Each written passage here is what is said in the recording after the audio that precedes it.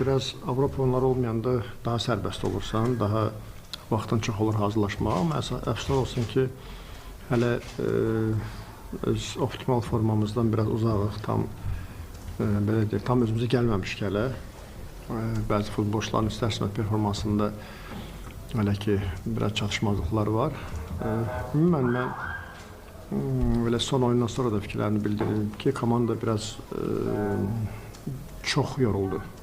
Bu indiki Çempionlar Liqasında hər oyun demək olar ki, həddindən çox enerji, həddindən çox psixoloji olaraq çox yorğun oldu komanda. Çox gərgin bir sezon keçdi. Yəni ümumən belə baxsaq 8-14 oyun. Yəni hər oyundan sonra, hər oyundan əvvəl o stres, o hazırlıq, o məsuliyyət istərsən futbolçular çox yükləndilər həddindən artıq. Hətta özüm daxil olaraq, özümü də kənarda qoymayım. Ümumən belə yavaş-yavaş qarşıdakı oyunlara inanıram ki, daha yaxşı köklənəcəklər. Amma qarşıda hələ yenə də bir sıx qrafikə girəcəyik. Bu kubok oyunları başlarından sonra, böyük ehtimal milli komandadan sonra yenə hər 3 gündən, 4 gündən bir oyunlar, demək olar ki, yenə bir ay yarım, bir ay yenə o yükləmədə olacaq.